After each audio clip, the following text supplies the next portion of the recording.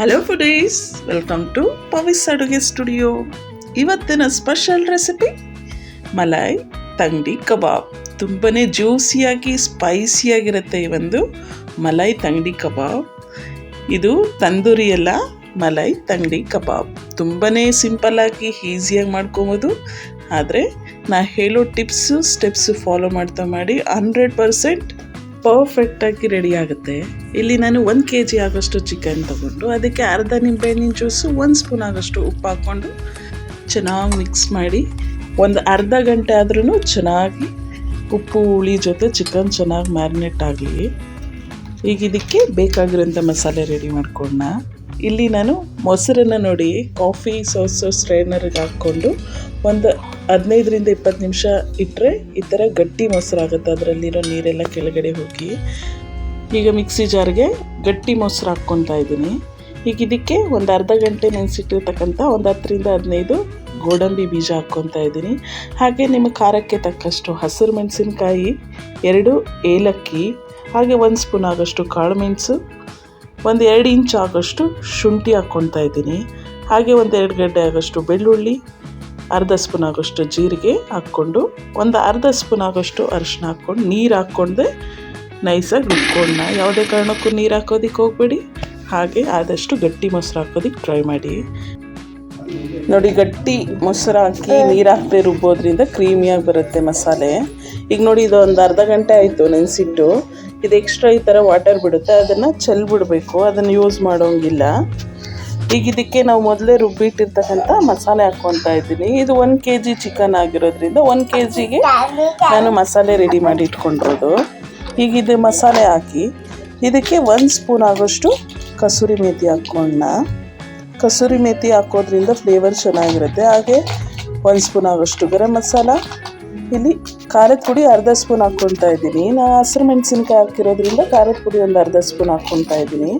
ಹಾಗೆ ಒಂದು 2 ಸ್ಪೂನ್ ಆಗೋಷ್ಟು ಆಯಿಲ್ ಹಾಕ್ಕೊಂಡು ಈಗ ಈ ಮಸಾಲೆ ಎಲ್ಲ ಚೆನ್ನಾಗಿ ಚಿಕನ್ಗೆ ಮಿಕ್ಸ್ ಆಗೋವರೆಗೂ ಚೆನ್ನಾಗಿ ಅಪ್ಲೈ ಮಾಡಬೇಕಾಗತ್ತೆ. ಹಾಗಿದ್ರೆ ಇದೇ ಫಸ್ಟ್ ಟೈಮ್ ನೀವು ನನ್ನ ಚಾನಲ್ನ ನೋಡ್ತಿರೋದಾದರೆ ಪ್ಲೀಸ್ ಒಂದ್ಸಲ ಸಬ್ಸ್ಕ್ರೈಬ್ ಮಾಡ್ಕೊಳ್ಳಿ. ಹಾಗೆ ಪಕ್ಕದಲ್ಲಿ ಬರ್ತಕ್ಕಂಥ ಬೆಲ್ ಐಕನ್ನ ಕ್ಲಿಕ್ ಮಾಡಿ. ನೋಡಿ, ಇದು ಚೆನ್ನಾಗಿ ಮಸಾಲೆ ಎಲ್ಲ ಹಚ್ಚಿದಾಯಿತು. ಇದು ನಿಮಗೆ ಟೈಮ್ ಇದ್ದರೆ ಒಂದು ದಿವಸ ಫ್ರಿಜ್ಜಲ್ಲಿಟ್ಟು ಬಿಟ್ಬಿಡಿ. ಚೆನ್ನಾಗಿ ಮ್ಯಾರಿನೇಟ್ ಆಗಿ ಟೇಸ್ಟ್ ಚೆನ್ನಾಗಿ ಕೊಡುತ್ತೆ. ಟೈಮ್ ಇಲ್ಲ ಆವಾಗಲೇ ಮಾಡ್ಕೊಬೇಕು ಅನ್ನೋದಾದರೆ ಒಂದು 4 ಗಂಟೆ ಆದ್ರೂ ಮ್ಯಾರಿನೇಟ್ ಆಗಲಿ. ಈಗ ನೋಡಿ, ಕೆಳಗಡೆ ಕೂತಿರೋ ಮಸಾಲೆ ಎಲ್ಲ ಮತ್ತೊಂದು ಸಲ ಚಿಕನ್ಗೆ ಅಪ್ಲೈ ಮಾಡಿ. ಈಗ ಸ್ಟವ್ ಆನ್ ಮಾಡಿ ಸ್ಟವ್ ಮೇಲೆ ಒಂದು ಕಡಾಯಿ ಇಡ್ತಾ ಇದ್ದೀನಿ. ಆದಷ್ಟು ದಪ್ಪ ತಳದ ಪಾತ್ರೆ ತಗೊಳ್ಳಿ. ಕಡಾಯಿ ಇಟ್ಟು ಇದಕ್ಕೆ ಒಂದು 2ರಿಂದ 3 ಟೇಬಲ್ ಸ್ಪೂನ್ ಆಗೋಷ್ಟು ಆಯಿಲ್ ಹಾಕ್ಕೊತಾ ಇದ್ದೀನಿ. ಆಯಿಲ್ ಬಿಸಿಯಾಗಿದ್ದ ಕೂಡಲೇ 1 ಸ್ಪೂನ್ ಆಗೋಷ್ಟು ಕಟ್ ಮಾಡಿರ್ತಕ್ಕಂಥ ಬೆಳ್ಳುಳ್ಳಿ ಹಾಕ್ಕೊತಾ ಇದ್ದೀನಿ. ಬೆಳ್ಳುಳ್ಳಿ ಹಾಕೋದ್ರಿಂದ ಬೆಳ್ಳುಳ್ಳಿ ಫ್ಲೇವರ್ ಚೆನ್ನಾಗಿರುತ್ತೆ ಚಿಕನ್ಗೆ. ಹಾಗಾಗಿ ಇಷ್ಟಪಡೋರಾದರೆ ಬೆಳ್ಳುಳ್ಳಿ ಹಾಕ್ಕೊಳ್ಳಿ. ಈಗ ಲೋ ಫ್ಲೇಮಲ್ಲಿಟ್ಟು ನೆಂದಿರೋಂಥ ಚಿಕನ್ ಇಟ್ಟು ಲಿಡ್ ಕ್ಲೋಸ್ ಮಾಡಿ ಒಂದು 10 ನಿಮಿಷ, ಅಂದರೆ ಆ ಚಿಕನ್ದು ನೀರು ಬಿಟ್ಟು ಮತ್ತು ನೀರು ಡ್ರೈ ಆಗುತ್ತೆ ಅಲ್ಲಿ ತನಕ ಒಂದು ಸೈಡ್ ಫ್ರೈ ಮಾಡಿಕೊಂಡು ಮತ್ತೊಂದು ಸೈಡ್ ತಿರುಗಿಸಿ ಒಂದು 5 ನಿಮಿಷ ಸಾಕಾಗುತ್ತೆ. ಯಾಕಂದರೆ ಆಲ್ರೆಡಿ ನೀರು ಡ್ರೈ ಆಗಿರೋದ್ರಿಂದ ಒಂದು 5 ನಿಮಿಷ ಮತ್ತೊಂದು ಸಲ ಲಿಡ್ ಕ್ಲೋಸ್ ಮಾಡಿ ಫ್ರೈ ಮಾಡ್ಕೊಳ್ಳಿ. ಯಾವುದೇ ಕಾರಣಕ್ಕೂ ಹೈ ಫ್ಲೇಮ್ ಇಡೋದಕ್ಕೆ ಹೋಗಬೇಡಿ. ಹೈ ಫ್ಲೇಮ್ ಇಟ್ಟರೆ ಮೇಲೆ ಕಲರ್ ಚೆನ್ನಾಗಿ ಕಾಣಿಸುತ್ತೆ, ಒಳಗಡೆ ಬೆಂದಿರೋದಿಲ್ಲ. ಒಳಗಡೆ ಬೇಯಲಿ ಅಂತ ವೆಯ್ಟ್ ಮಾಡಿದ್ರೆ ಮೇಲೆ ಎಲ್ಲ ಸೀದೋಗಿರುತ್ತೆ. ಹಾಗಾಗಿ ಲೋ ಫ್ಲೇಮ್ ಇಟ್ಟು ಬೇಯಿಸ್ಕೊಬೇಕಾಗತ್ತೆ. ಈಗ ಇದು ರೆಡಿ ಆಗಿದೆ. ಈಗ ಮತ್ತೊಂದು ಮೆಸ್ ಇಟ್ಟು ಆ ಮೆಸ್ ಮೇಲೆ ಫ್ರೈ ಮಾಡಿರ್ತಕ್ಕಂಥ ಚಿಕನ್ ಇಟ್ಟು ಲೋ ಹೀಟಲ್ಲೇ ಒಂದು 5 ನಿಮಿಷ ಈ ಥರ ಎಲ್ಲ ಸೈಡು ನೀಟಾಗಿ ಬೇಯಿಸ್ಕೊಂಡ್ರೆ ಬಿಸಿ ಬಿಸಿಯಾಗಿ ಪಕ್ಕಾ restaurant ಸ್ಟೈಲಲ್ಲೇ malai tangdi kebab ready ಆಗುತ್ತೆ. ನಾ ಹೇಳೋ ಸ್ಟೆಪ್ಸು ಫಾಲೋ ಮಾಡ್ತಾ ಮಾಡಿ 100% ಬ್ಯಾಚುಲರ್ಸ್ ಆ್ಯಂಡ್ ಬಿಗಿನರ್ಸ್ ಕೂಡ 100% ಪರ್ಫೆಕ್ಟಾಗಿ ರೆಡಿ ಆಗುತ್ತೆ. ನೋಡಿ, ಈಗ ರೆಡಿ ಆಯ್ತಿದು.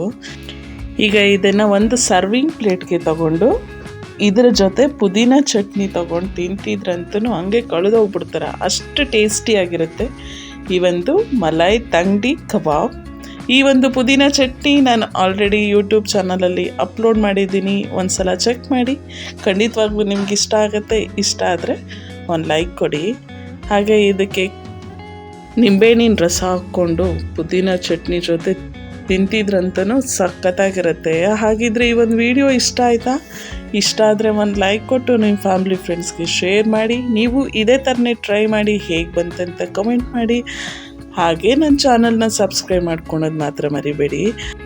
ಹಾಗೆ ಇದೇ ರೀತಿ ಇಂಟ್ರೆಸ್ಟಿಂಗ್ ಈಸಿ ಟ್ರೆಡಿಷ್ನಲ್ ರೆಸಿಪಿಗಳು ನಾನು ನಿಮಗೋಸ್ಕರ ಅಪ್ಲೋಡ್ ಮಾಡ್ತಾ ಇರ್ತೀನಿ. ಹಾಗೆ ನನ್ನ ಇನ್ಸ್ಟಾಗ್ರಾಮ್ ಪೇಜ್ನು ಫಾಲೋ ಮಾಡಿ. Thank you so much.